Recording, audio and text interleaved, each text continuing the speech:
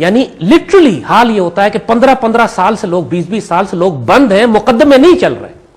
80% لوگ 90% لوگ جو ہماری جیلوں میں انڈر ٹرائلز ہیں, جن کے مقدمے اور برسوں سے, اور وہ شخص جیل نہیں جاتا, اس کا پورا خاندان پورا گاؤں جیل جاتا ہے. لوگوں کو ملاقات کرتے ہوئے دیکھیے کہ جب وہ جیلوں کے باہر کھڑے ہوتے ہیں صرف اپنے رشتہ دار سے ہفتے میں یا 15 دن میں ایک ملاقات کرنے کے لیے, اور جس طرح رشوت دے کے پولیس والوں کو وہ اندر جا رہے ہوتے ہیں, جس طرح خجل خوار ہو رہے ہوتے ہیں.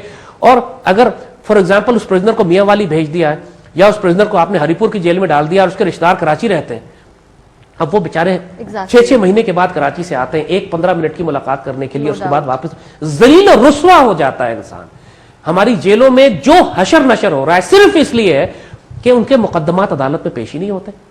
اس لیے کہ اگر عدالت میں مقدمات پیش ہوتے ہیں تو ججز جو مخالف فریق ہے چونکہ طاقتور ہے, اس کا وکیل بہت طاقتور ہے, لہذا وہ جج سے یا نائب کورٹ سے یا اس کے رجسٹرار سے تاریخ آگے بڑھوا دیتا. یعنی جو آپ کی ڈیٹ پہنچتی ہے اس پہ ایڈجرمنٹس لے لی جاتی ہیں, کوئی لمٹ نہیں ہے ایڈجرمنٹس کی, برسوں گزر جاتے ہیں, ایڈجرمنٹ سے چل رہی ہوتی ہیں اور فیصلہ ہی نہیں ہو رہا تھا اس کے اوپر. پوری فیملی سفر کر رہی ہے اس میں. یا آپ یقین نہیں کرو کہ ماروخ اٹ از, انسان کے رونگٹے کھڑے ہو جاتے ہیں اس ظلم کو دیکھ کے جو ہماری عدالتوں میں ہو رہا ہے آج. ہم نے اپنی آنکھوں سے جا کے عدالتوں کے حال دیکھے ہیں. لاہور ہائی کورٹ کی ایک عدالت میں ہم ایک مرتبہ ہمیں جانے کا اتفاق ہوا تو وہاں پہ ایک بڑھیا کونے میں بیٹھی آنسو سے رو رہی تھی. ہم نے, اور پوری عدالت چل رہی ہے, جج بھی بیٹھے ہوئے ہیں, لوگ بھی بیٹھے ہوئے ہیں, سارے وکیل بھی سارے بھرا ہوا ہے وہاں پہ. ہم نے پوچھا کسی نائب کورٹ سے, کسی آدمی سے وہاں کہ یہ بڑھیا کون ہے, کہتے ہیں یہاں 10 برس سے آ رہی ہے روز, اس کا کوئی وکیل نہیں ہے, اس کو کچھ نہیں پتا کیا کرنا ہے, اس کا بیٹا کسی نے قتل کر دیا تھا اور کسی نے اس سے یہ کہہ دیا ہے کہ تمہیں عدالت میں انصاف ملے گا. تو یہ 10 سال سے آ کے صرف کورٹ میں بیٹھ جاتی ہے کہ کبھی کوئی جج مجھے بلا کے پوچھے گا کہ ماں تجھ پہ ظلم کیا ہوا ہے.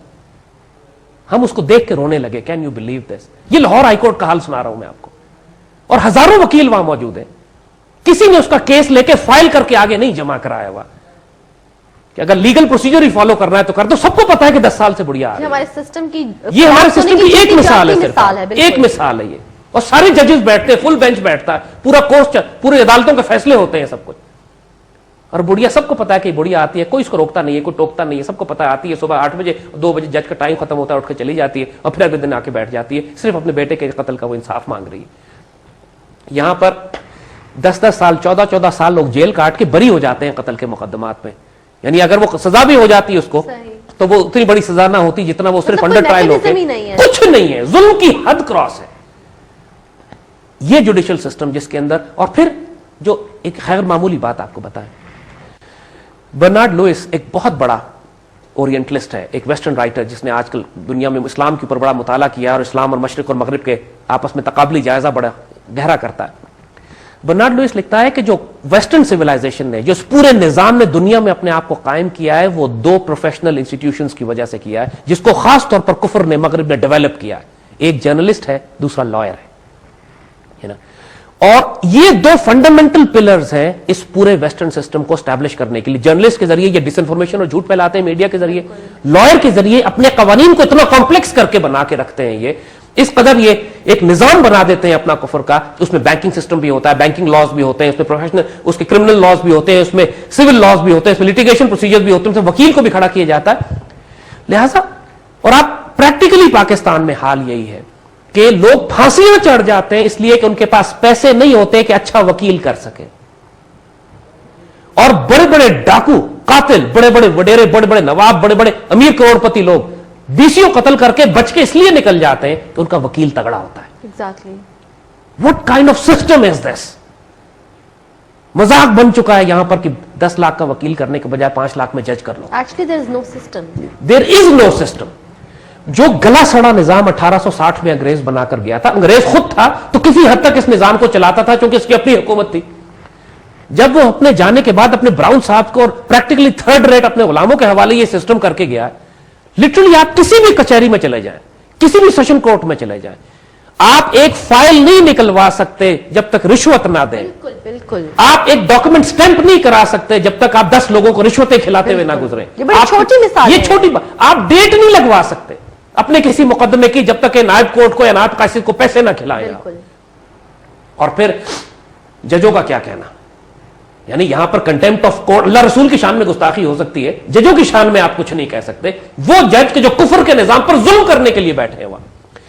میں I used to go into shock. نیند کیسے آتی ہے ان ججوں کو کہ جن کو پتا ہے 3 مہینے کی چھٹیاں لے کے چلے جاتے ہیں، جن کے مقدمے پڑے ہوئے، لوگ جیلوں میں سڑ رہے ہیں، مر رہے ہیں، خاندان تباہ برباد ہو گئے، عدالت چھٹیوں پہ. پھر آئے دن ہڑتال کی کالز عدالت چھٹیوں پہ کر رہی ہے. The concept of چھٹی for a judge, it's unbelievable. How can it be possible? میں کیسے، اگر مجھے پتا ہے کہ میرے ایک دستخط سے ایک آدمی آزاد ہو سکتا ہے، بری ہو سکتا ہے، اس کا پورا خاندان تباہ ہوا ہے، اور میں کہوں جی کہ میں اب چھٹی جا رہا ہوں 3 مہینے کے لیے. How can that even be possible? How can anybody even think like this? اور یہ ہمارے ملک میں نارمل روٹین سٹف ہے.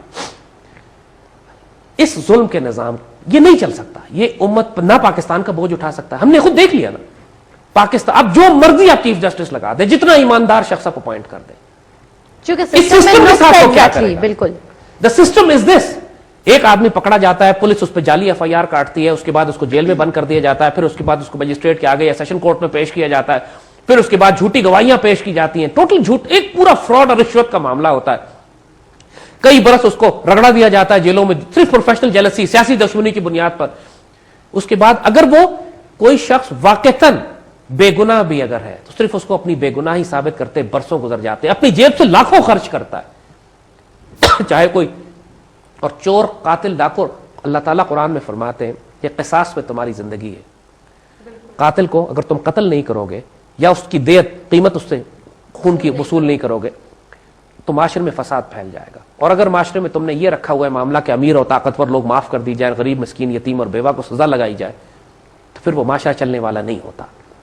جو پاکستان میں اس وقت جوڈیشل سسٹم قائم ہے، بہت سے لوگ ہم سے اس بات پر ناراض ہو جائیں گے، لیکن یہ اتنا ظلم اور کفر پہ مبنی ہے، اس نظام کو یہ احسان ہوگا امت مسلمہ اور پاکستان پر کہ اس نظام کو پریکٹیکلی بلڈوز کر کے پرے کر دیا جائے. even more important than democracy and dictatorship. Exactly. Democracy ہو یا ڈکٹیٹرشپ ہو، اس کے نیچے نظام دنیا میں عدل اور انصاف دینے والا یہ سسٹم ہے. بالکل کوئی فرق نہیں پڑتا جو ہم نے کہا تھا کہ ڈیموکریسی آئے یا ڈکٹیٹرشپ آئے، کیونکہ انصاف دینے کا جو نظام قائم ہے وہ ظلم اور کفر پر قائم ہے. اور سب سے بڑے اس کفر کو، یہاں ایسے ایسے ارب پتی کروڑ پتی وکیل موجود ہیں جو اس لیے کروڑ پتی ہیں کہ قاتلوں، ڈاکوؤں، چوروں اور زانیوں کو پیسے لے کے یہ جانتے بوجھتے کہ یہ قاتل ہیں اور ڈاکو ہیں، ان کو بری کرا کے نکال کے لے جاتے ہیں. کسی بڑے ہم نے کئی وکیلوں سے پوچھا کہ آپ کو شرم نہیں آتی؟ اچھی طرح معلوم ہے کہ یہ شخص قاتل ہے، اس نے 20 آدمی قتل کیے ہیں، اس نے کروڑوں روپے امت مسلمہ کے کھائے ہیں، آپ اس کے وکیل بنے ہوئے ہیں؟ وہ کہتے ہیں یہ ہم اپنے دل کو بیچ میں نہیں آنے دیتے، ہم فیس لیتے ہیں، کام کرتے ہیں، پروفیشنل ایٹیٹیوڈ ہمارا یہ ہے. لہذا تصور سے باہر ہے کہ میں یہ جانتا ہوں اچھے طریقے سے کہ یہ شخص قاتل ہے، 20 عورتوں کا، مردوں کا، بچوں کا ذبح کیا ہے اس نے سب کو، اور میں اس کا وکیل بن کر اس کو بری کرا لوں صرف اس لیے کہ ٹیکنیکل ہچ کے اوپر، آرگومنٹ پہ، دلیل پہ جھوٹ بول کے، مکر کر کے، فراڈ کر کے.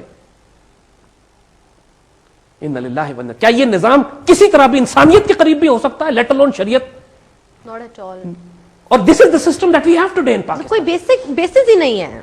یعنی بہت کم لائر آپ کو ایسے ملیں گے. علامہ اقبال بھی وکیل تھے، قائد اعظم بھی وکیل تھے. Exactly. آج بھی ہم جانتے ہیں ایسے وکیل اس سسٹم میں موجود ہیں جو صرف بے گناہوں کے اور معصوم لوگوں کے کیسز لیتے ہیں، ان کے کیس لیتے ہیں جو خود کوئی اور ان کا کیس لینے پہ تیار نہیں ہے، اور بالکل ان کو صرف اس لیے کیس لیتے ہیں کہ ظلم کے معاشرے میں ان کو کسی طرح انصاف دلوانے کی کوشش کر سکے. اللہ کے ولی وکیلوں میں آج بھی ہے. علامہ اقبال بھی ایسے ہی وکیل تھے، اور جب اقبال کا 3 کیس لے لیا، اپنا گزارا ہو جائے گا، دیکھا کہ حلال کیس ہے، جائز کیس ہے، اچھے جو واقعی کسی پہ ظلم ہوا ہے اس کے کیس لے لیے، اور تیسرے کے بعد چوتھا کیس نہیں لیا کہ اب میرا گزارا اس فیس سے ہو جانا ہے. ایسے درویش وکیل بھی بستے ہیں. مگر میجورٹی کا حال پریکٹیکلی یہی ہے کہ وہ یہ پوچھتے نہیں ہیں حرام اور حلال کہ یہ کیس کس قسم کا ہے. اور اس قانون میں جو انگریز بنا کے گیا، اس سسٹم میں جو سیشن کورٹ، ہائی کورٹ کا بنایا ہوا ہے، پروٹوکول ججز کا دیکھیے، توبہ استغفار، نعوذ باللہ، لٹرلی نعوذ باللہ، لگتا ہے جسے خدا چل کے جا رہا ہے. توہین عدالت بھی ہو جائے گی، پروٹوکول بھی ایسے ہی ہوگا، اور سارا سلسلہ ہے. اور فیصلے کس پر کر رہے ہیں؟ کفر پہ. بری کس کو کر رہے ہیں؟ قاتلوں کو، ڈاکوؤں کو. اس لیے کہ ان کا وکیل تگڑا ہے، اس لیے کہ اس نے ذرا ٹیکنیکل ہچ لگا کے، ٹیکنیکلٹیز لگا کے، اور ٹیکنیکل پوائنٹ لگا کے کہ جی FIR دیر سے کٹی تھی اور اس آدمی کا نام دیر سے آیا تھا، اور اچھی طرح جانتے ہیں کہ یہ قاتل اور ڈاکو اور چور ہے. اور پھر ان سپریم کورٹ کے جج کا تو ایک واقعہ ہم نے آپ کو سنایا، کئی ججز سے ہماری باتیں ہوئی ہیں، اور سب گلٹ सब गिल्ट में, जिसमें जरा सा भी मौजूद है वो गिल्ट में कि हमने यहां गलत फैसले किए, यहां के प्रेशर था, पॉलिटिकल प्रेशर था, गवर्नमेंट ने हमसे कहा था, प्रेसिडेंट